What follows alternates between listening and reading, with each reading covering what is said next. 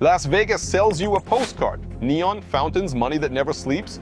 Walk 100 feet past the postcard, and there's a hole in the ground next to a shopping cart. Climb down it, and you find a city under the city. 600 miles of storm tunnels and hundreds of people who live in them. The rent is nothing. The catch is that when it rains, the water comes with no warning, and about twice a year, it takes someone with it. So I went down to meet the people who call this home. We are going to be going right there. That's the entrance to where we're going to see where that shopping cart is.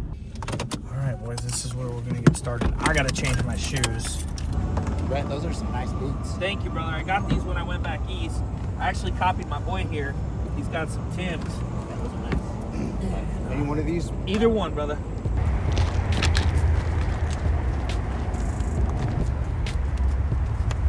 Shine a light. Anyone home? Cool if we come down? What up, dog? Got it? How are you? Yeah.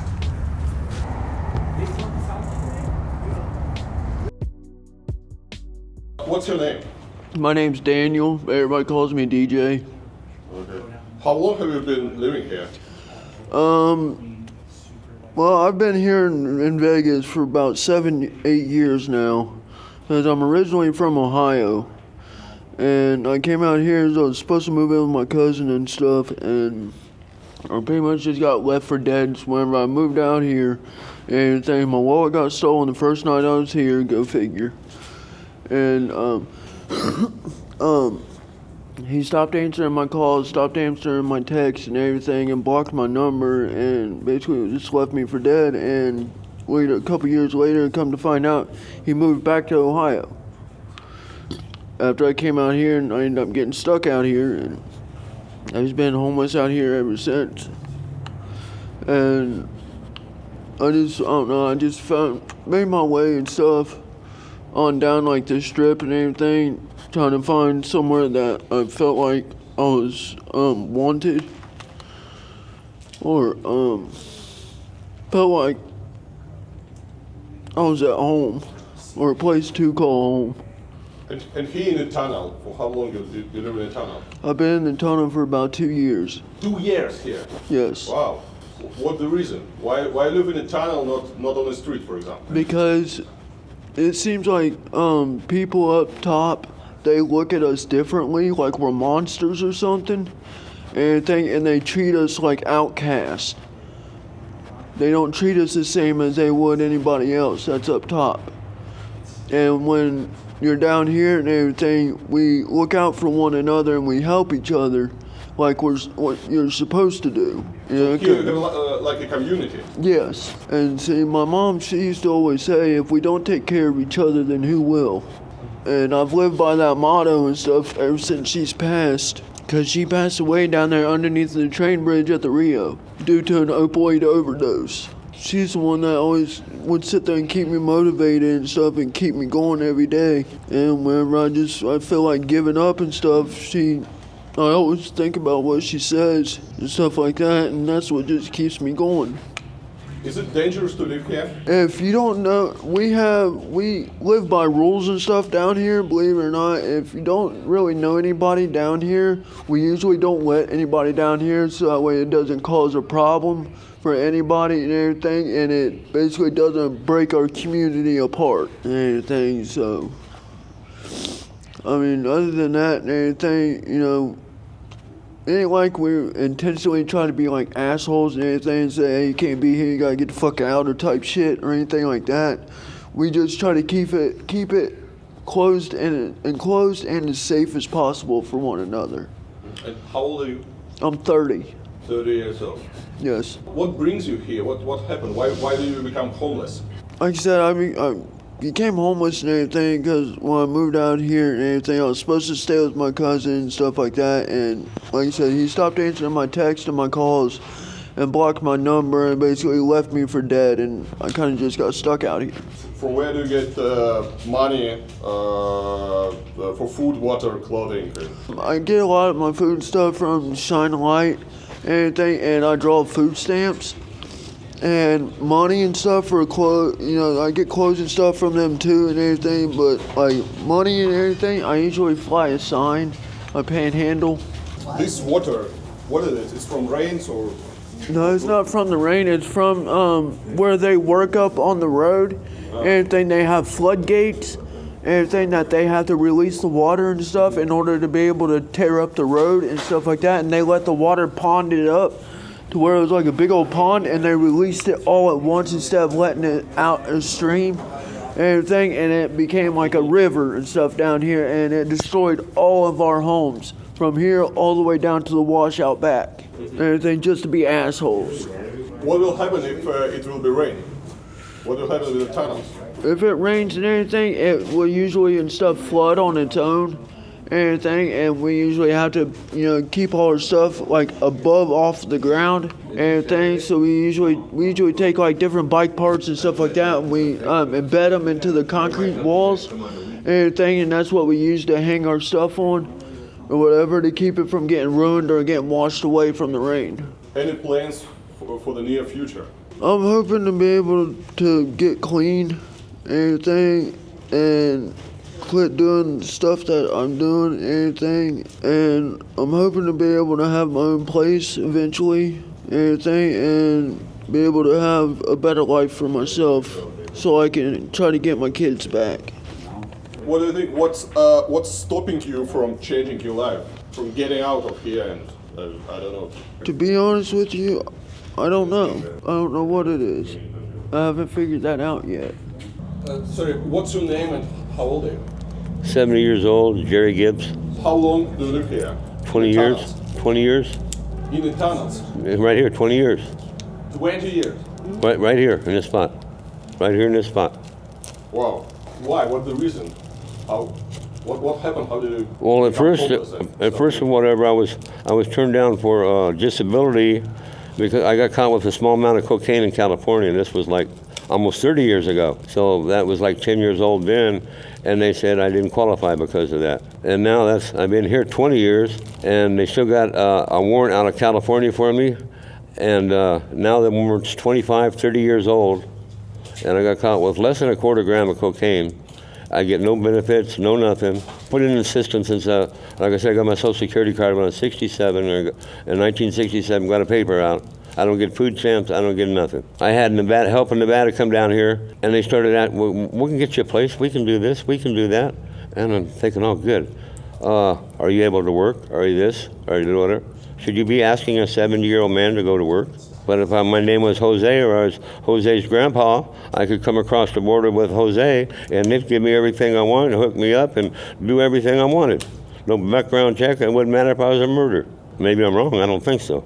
Is it dangerous to live here in tunnels? Not really.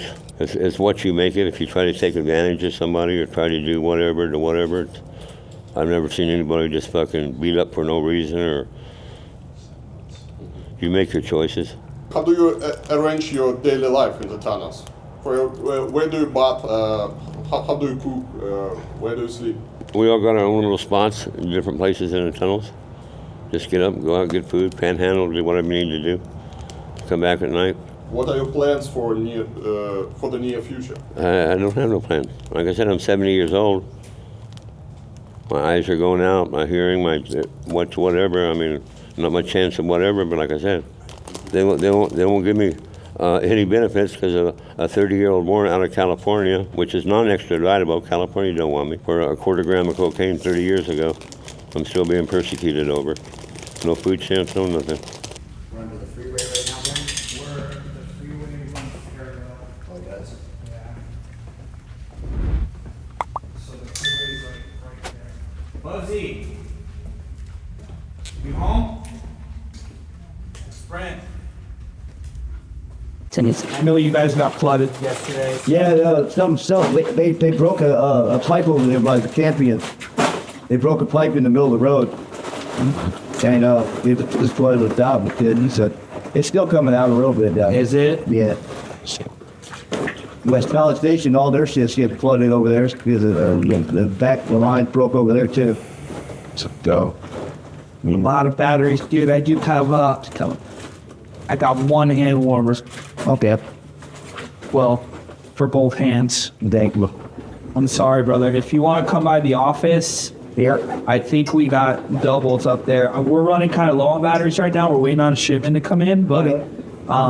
I'll set you up with a flashlight at the very least, okay? Okay. All right, man. Stay dry, okay, brother? All right. What is Charlene back here right now? Yep. Okay, cool. She should be on the top. Okay, cool. Thank you, bro. No problem. Have a good day. Try and stay dry. Thank you. Make sure you don't booze loose because the whole straight slants. Sandwich water's dumping in here. So he was talking about ventilation bolts. So that you can see the cars going over it. That's the highway right there. Style, I can see the wall. Fires. What is it? Cats? Cats. Uh-huh. Or big rats, no? Hey, big. No. Sure light anyone home? Yeah,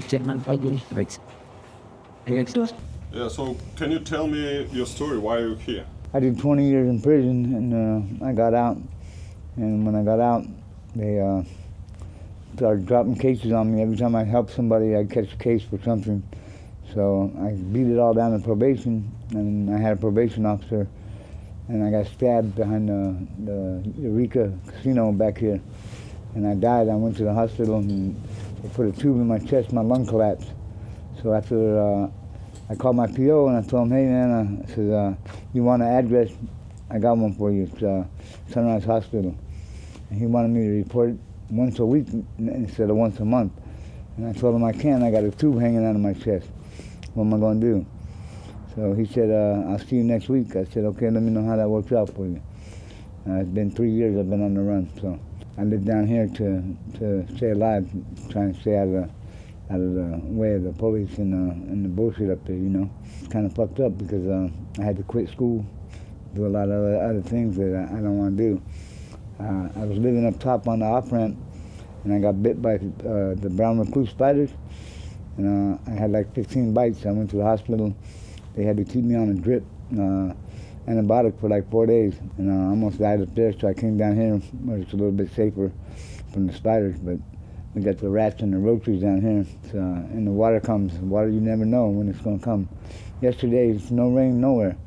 We had water this deep, it just came through, took everything. That's why the place looks like this.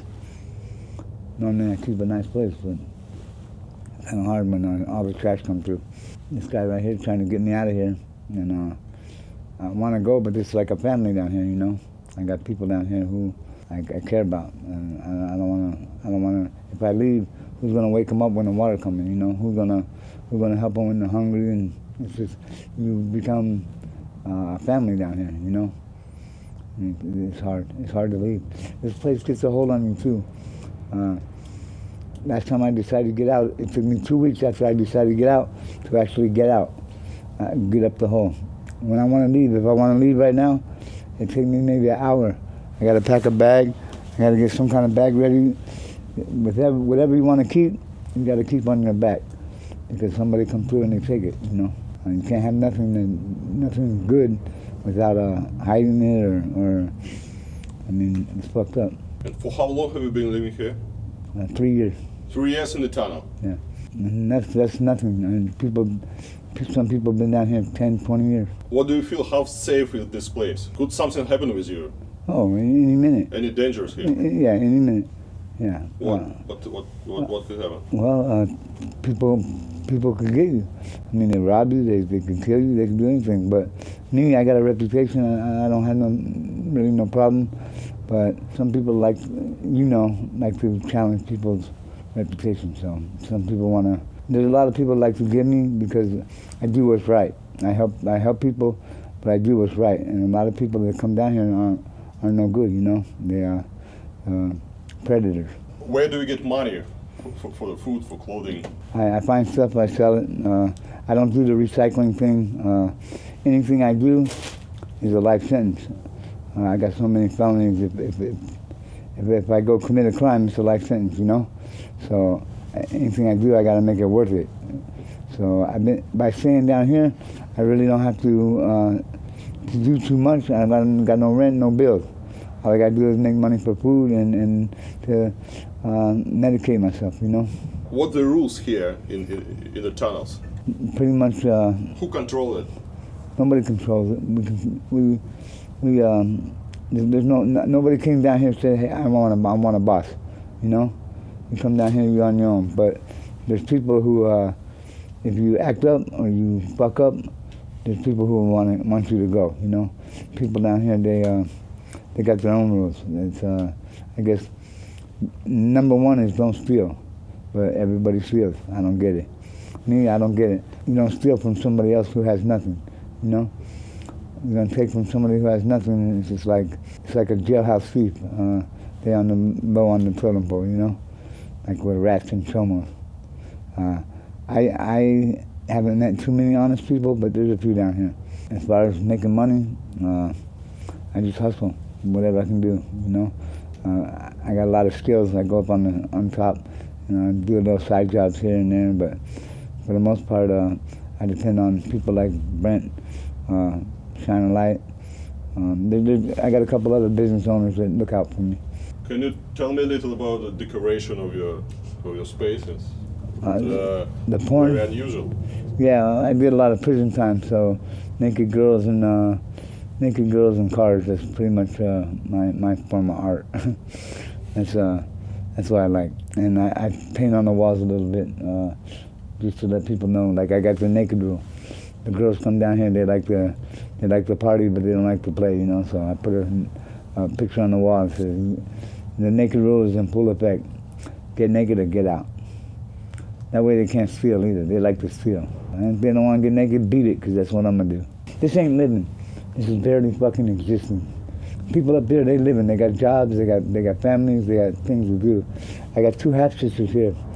They cry every time it rains. You know. They worry about me dying in the flood and the tunnel. But you know, if I do die down here, I hope they don't call the police or never call the police anyway. But I hope they don't call the cops and come get me, or I hope they don't leave me for the rats. I hope they float me down the fucking river like I did. You know, you got to get it how you live.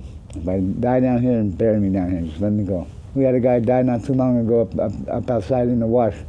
We called the coroner. It took the coroner a week to come get him. The fucking rats ate him. That was his fucking farewell. And let the rats eat him. There's a lot of rats down here. The water came yesterday, so they're hiding right now. But pretty intense down here sometimes. I've been sick a couple times. I got dysentery. Shit on myself for about 8 days. Almost died. The spider bites, of course. It's different down here.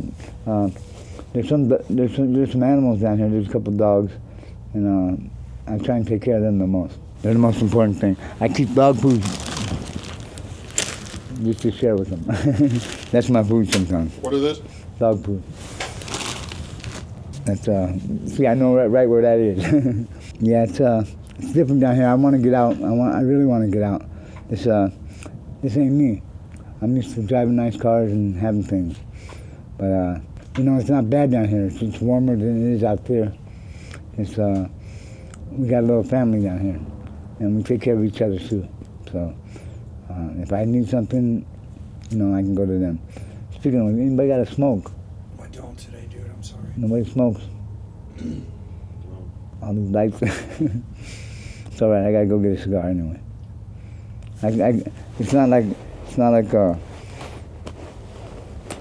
don't have means to support myself. I got money.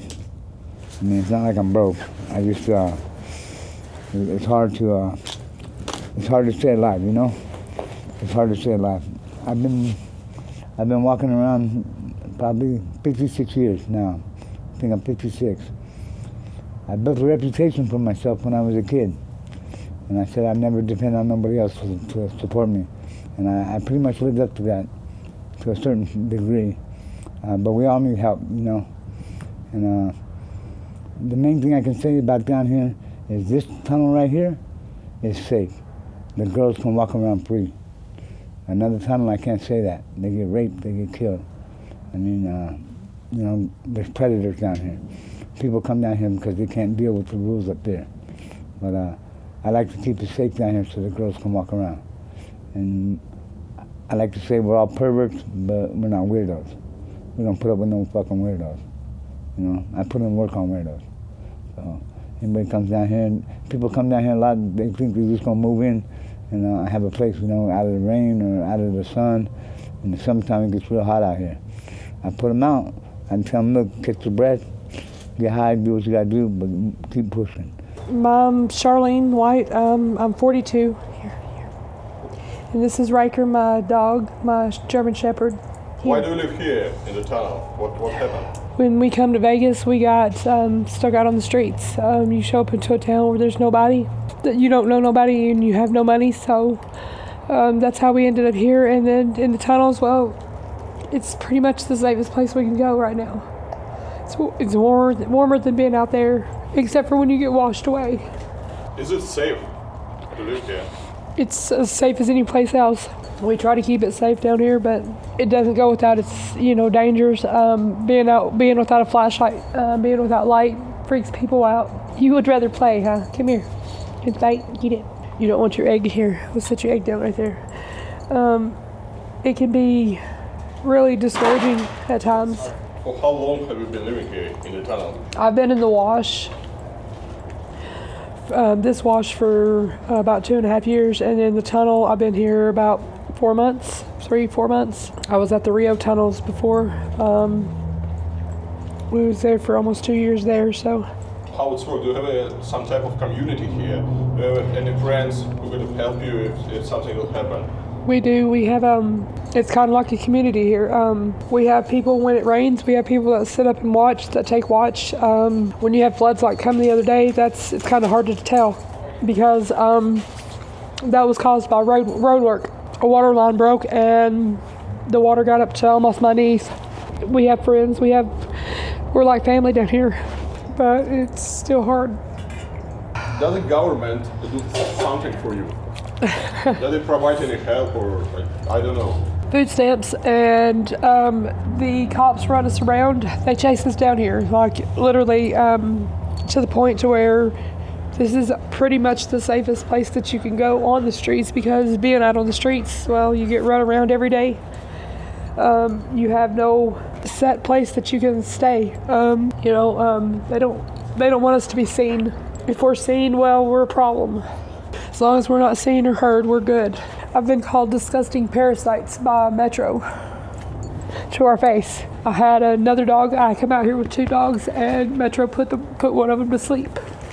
This right here is my best friend. Yeah, I see. And they've already tried taking him from me once. Sorry, it's just life gets really hard out here. Okay. Do you have a dream? What are you dreaming about? I really don't know anymore. A better life than this. What should happen so you could change your life? I don't know. I would love to go back to work, but when your house is crap and it won't let you go back to work, what do you do from there? Somebody. While life in the tunnels is harsh and often dangerous, there are people working above ground to make a difference. One of them is the team at Shine a Light, a local charity dedicated to helping tunnel residents find a way out. So let's head to their outreach center to see how they're offering more than just food or temporary solutions. They're offering a second chance to those who need it the most. I use the term layers a lot, right? There's a lot of layers to service and connection, right? What you see here is our main entryway, which is our main room. This room is open to everybody throughout the day, throughout the night, and then for basic connection, right? So our friends, our unhoused friends can come in. It's a cold day, they want a blanket, they want a jacket, a coat, a beanie, some water, basic supplies, right? We're doing that for authenticity and kindness, but obviously it allows us to connect with them, right? To build relationships, to communicate, see how they're doing, talk to them. And while they're here, they see this, right? They see, a nice room. It's kind of cool. It's friendly. It's inviting. It's like we're breaking down barriers, right? This board is every event that we're a part of, that we're assisting with, that we're hosting, where we're going to be at in the community, so that once our clients come in, our friends, they know where we're at, where we're going to be at, right? And then during the day they can meet with their sponsor. They can come here and get out of the cold. They can come charge their phone. So many different things happening at the same time. There's a barber shop in there where Brent cuts hair. There's an arcade. And then at night, this is all different pathways of recovery, so different meetings. And then inside here is childcare. So single mom, single dad, you got a kid, you can't afford daycare, bring your kid here, get a meeting, you know what I mean? Building a sense of community, right? A sense of connection. And they might be sitting in here charging their phone and they hear us talking and joking around and we're getting to know them, right? And it's just like kind of chopping wood, right? Trying to figure out how we can break those barriers of trauma and fear and disconnection to help them come inside and join us. Back here is a room that is open to the community. This is holidays. Obviously, we've been getting hit pretty heavy with donations, which is a great problem to have. This room was built out by a community partner of ours called Homemade. They came in and made it into a beautiful closet. So when you come in, you've been homeless for many years and now you're picking off clothes off of hangers and, you know, shelves, and it's really become a touch point for donations where people will send us stuff and they know that it'll go to the right place, you know. But if you think about it, you've been homeless for many years and then you walk in here, it's like, I want my office to be in here. This is a beautiful room, you know. So back here is our donation room, which is everything you see in here besides the tables and racks was donated, and the bins. And what you have here is it was donated by whom? It's the community, or business, or everything, the whole community. So this is what we call the key to a conversation.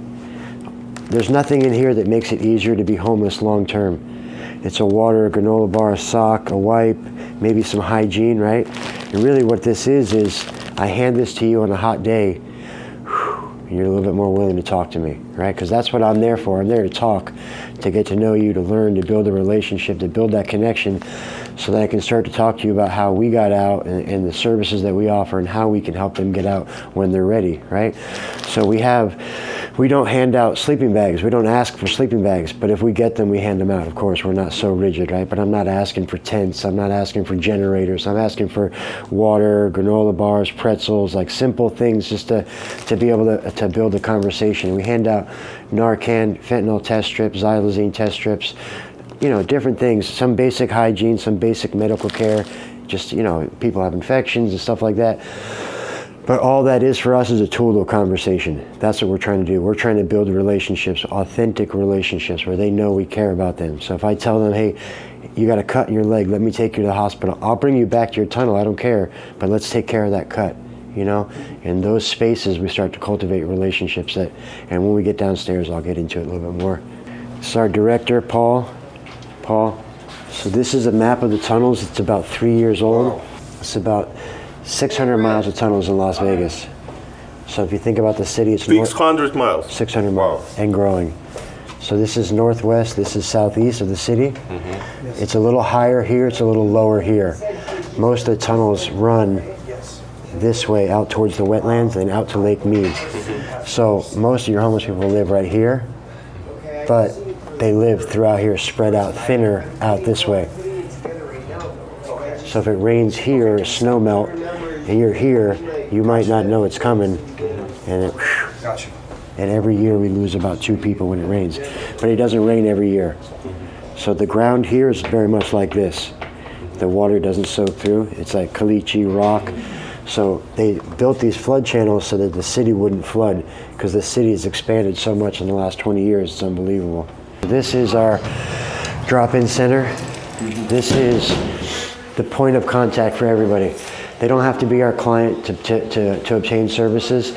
They can come here, again, charge your phone, watch TV, hang out for a little bit, get out of the heat.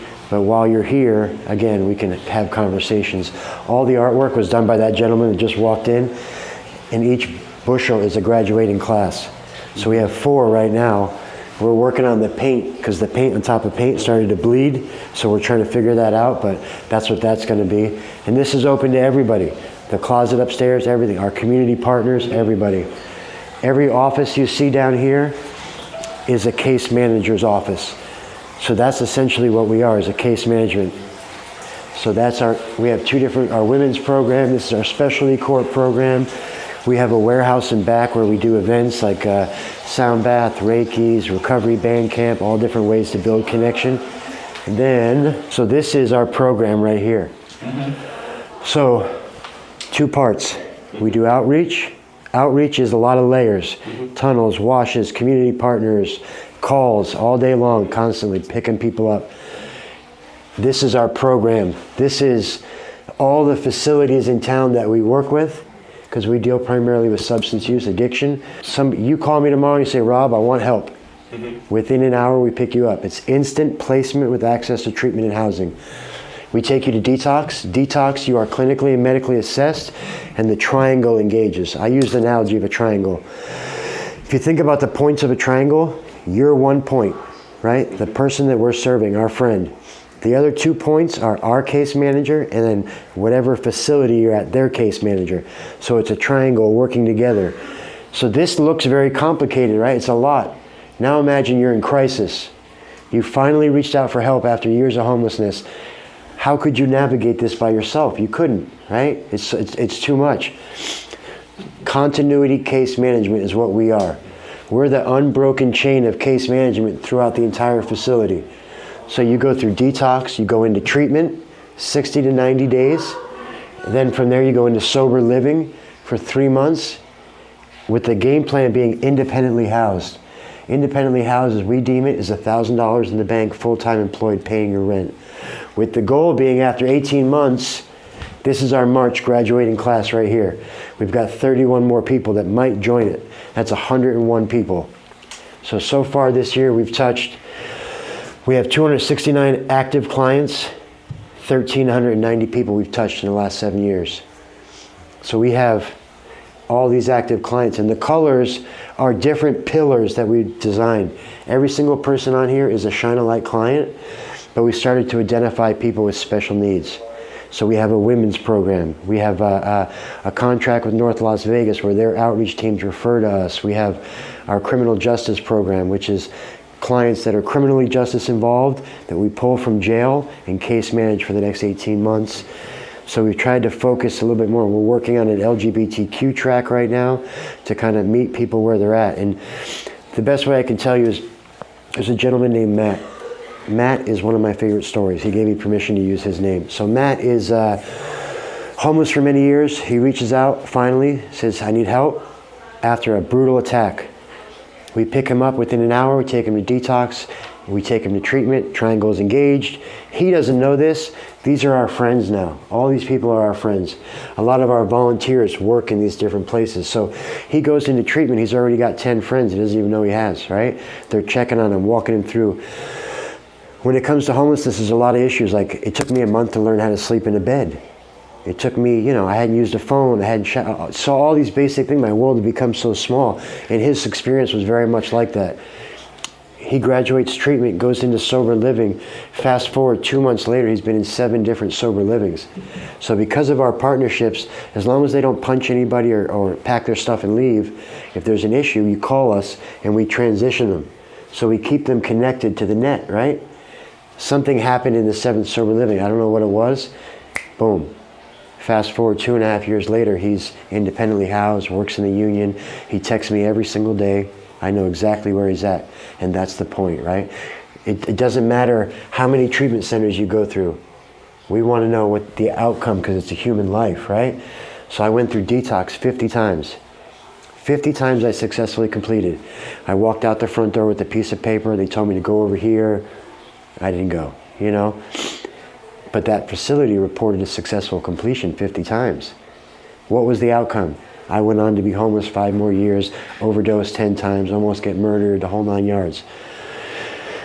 We know where they're at, and we can tell you where they've been the whole time, We know where they're at. Once they're off this board and they're graduated, we still know where they're at. We still talk to them. That's the buy-in. That room you saw is maintained by the community, our friends, right? That's the point. That's the point. Can you please tell me your story? Sure. So I was homeless for many years. I've been a heroin addict most of my life, and drugs was always a problem. So it was very progressive. In the last 5 years, I was Homeless, my homelessness was very progressive. I was, living on the surface, encampments and whatnot. Then I moved into a bando for probably a year and a half, which is just an abandoned building. And then eventually the day came where somebody introduced me to a tunnel. It was in the area that I resided in, and I lived in that tunnel for about 2.5 years. And why do people stay here in Las Vegas? Because the weather here is terrible. It's cold in the winter, and for example, I can understand why there's so many homeless people in LA, because it's ocean, it's good weather, you can live in a tent, and right. Or San Francisco. But why do people live here in tunnels?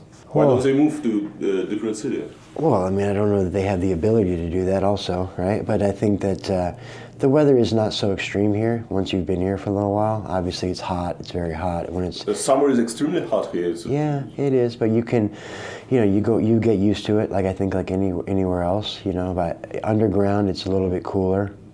I think underground it has the illusion of like safety, right? Like you have a roof over your head. You're not in the direct sun. It blocks the wind. Like there's reasons that but I think it's more about disconnection, right? Like when I was on the surface, there was a lot of randomness that happened. So if you're just sleeping on a tent on the sidewalk, anybody can come up and do something, right? And they do. And things happen, and you're being asked to move all the time, and constantly. So there's not a lot of comfortability. I think when I finally went underground, even though I understood that it was very crazy, right? But at that moment where my head was at, it allowed me a roof over my head, out of the sun. I didn't have to worry about the wind as much. It wasn't as hot or as cold, and it kind of gave me like this little dark place to go hide, For homeless people in tunnel, it's a safe place.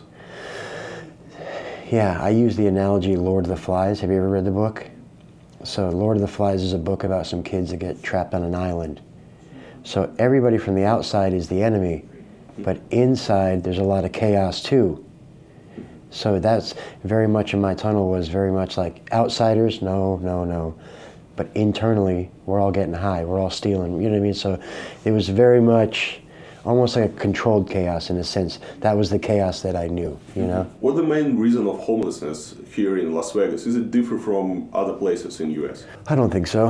I think that the issue of homelessness is such a diverse and complicated issue. It's not just this or that. It's usually 5 or 6 or 7 different things happen at the same time. It's poor health care, it's education, it's, we live in America, 7 out of 10 people live paycheck to paycheck, right? Like the cost of living is high, right? Then you add in substance abuse or mental health, and so there's a lot of pieces happening at the same exact time. Who helped you to escape from the tunnels and start a new life?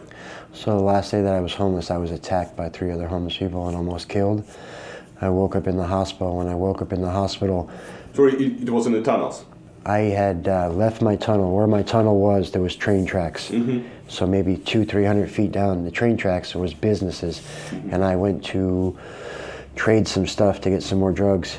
And he told me to come back. So I said, okay. Mm-hmm. When I came back, they were waiting for me. Mm-hmm. They hit me with a hatchet a couple times, a pipe, stabbed me, broke my jaw. They dragged me onto the train tracks and left me for dead. Well, the first business, not the fourth, but the first business, there was an overnight security guard. He saw it all happen, called the ambulance, and they pulled me off. So when I woke up in the hospital 3 days later, Paul, our director, I had known him before. He had been talking with my family, and so they found out I was there. He came and he offered me the next step. At the time, it wasn't iPath. It wasn't as, dedicated as it is now, but we were growing and working through it. So I went into treatment for 60 days, and it began my journey from there. What about gambling? Is it a reason why people can end up in the tunnels? Some, yeah, some. There's definitely, goes hand in hand, right? A lot of meth addicts like to gamble, or you know what I mean?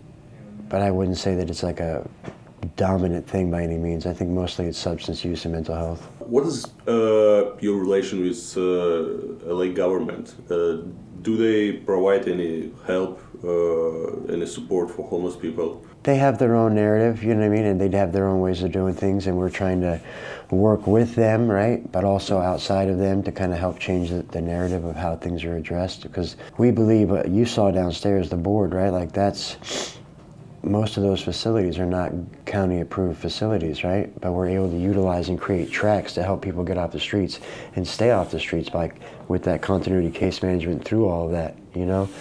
But yeah, it's a work in progress. It's always a work in progress. What do you think, how many people live in the tunnels in Las Vegas?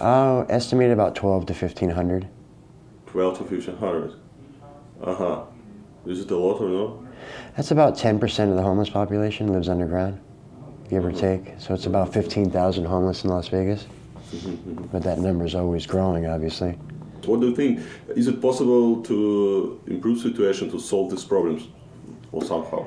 I don't think you'll ever solve homelessness, but I think there's definitely ways to get better at it, you know what I mean? To be more proactive and connecting people to services. I think that what we see a lot of is that they throw money at certain things, but like the reality of it is if you want someone to recover from homelessness or addiction or mental health, that's a process, right? It takes time.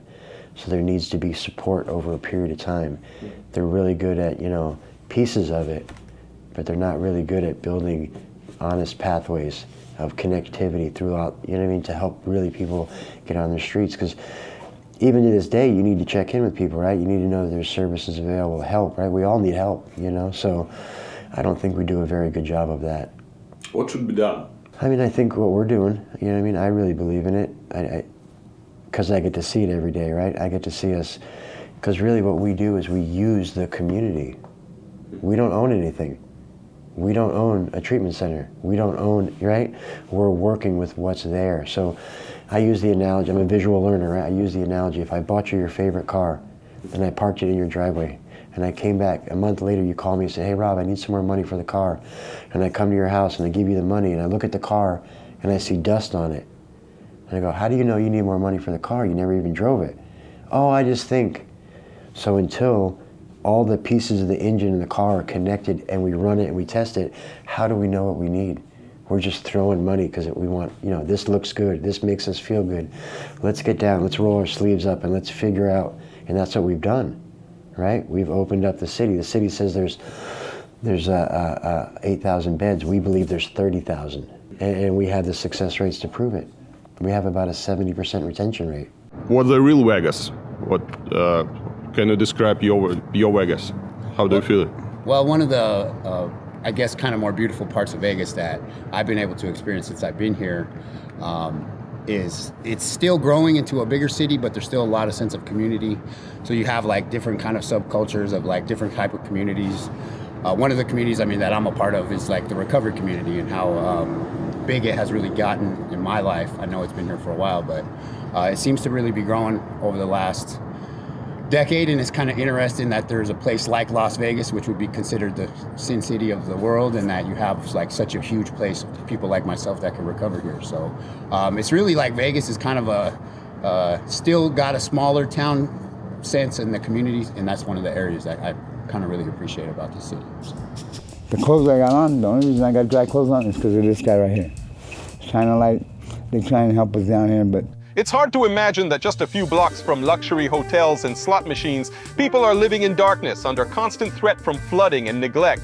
The work that Shine a Light does is vital, offering dignity, support, and a way forward to those the city often forgets. Las Vegas is a place of stark contrasts where two completely different worlds exist side by side, and sometimes in the most unexpected places you meet the most unexpected people.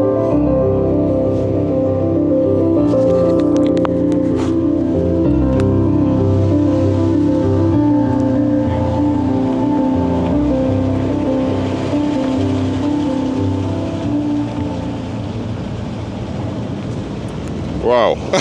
Small thing back there. Yeah, the camera. Hey. Where are you from? I'm from Russia. You want to get up here and try this? Hmm? You want to get up here and try this? No, I cannot. I'll show you. No. I'll show you how. How do you understand English? Hmm? Do you understand English? Yes, sure. Get up here. This is a sharing piano. Uh-huh. I've been on this truck for 40 years with this piano. Wow. You live here in I live Las down the Vegas? street. Wow. I'm doing a fundraiser because I work with no fees, no tips, no commercial affiliation for 20 years. Wow. So I'm here to raise funding. So I'm going to show you how to. You're going to have to do something with that because I'm going to show you how to play. I never tried before. I specialize in people who've never played. Okay, so put your foot on the silver part of the pedal, hold it down, play one note and hold it. One note. So you're owning that. That's yours. Don't let go of it. Who's to say it's right, wrong, good, bad? It's a note of music, and fucking they can't take a joke, right? Yeah. Okay, and then you stop before you feel stupid. Okay, so lift your hand up. Now, with this hand, play a note and hold it. Relax. When you mean what you say and say what you mean, it's the truth, so everybody's gonna like it. So you gotta own it, and you gotta mean it, and you have to stop before you're bored, okay? Take it off. Play another note and hold it. A bird makes 3 sounds, they call it music. If you make 3 sounds, is it not music? Fuck them, right? You're making music. Now with both hands, play a bunch of random notes. Keep going. Question, were you just playing around? Were you just playing around? Yeah. It's called playing the piano. So you're a piano player if you're playing. Don't ever play unless you're playing. You don't say to a kid in the yard, you play bad. You're playing, right? Yeah. All right, so now here's the last part. Put that thing down. I know it's hard for you. Okay, I want you to play for 60 seconds nonstop, and hold the last note down. I'm going to count down. So 60 seconds nonstop with the pedal down. Keep it down. Play for 60 seconds and hold the last note down. You ready? 60 down. 60 seconds. I'm counting. Ready? Go. Anything. Just play. Blah blah blah blah. Keep going. Look at the dog. Think about what you're doing right now. You're on a truck playing the piano in Las Vegas. Keep going. You're down to 30 seconds. 29, 28, 27, 26, 25, 24, 23. It's like wind chimes. Keep going. 15, 14, 13, 12, 11, 10, 9, 8, 7. Keep going. 16, 15, 14, 13, 12, 11, 10, 9, 8, 7, 6, 5, 4, 3. And hold the last note down. Don't move. Lift the pedal up, notes up. You hear that silence? That's where the information went in. So when a baby goes goo-goo, it stops. What just came out of my mouth, right? That's when it learns. It doesn't learn while it's saying goo-goo.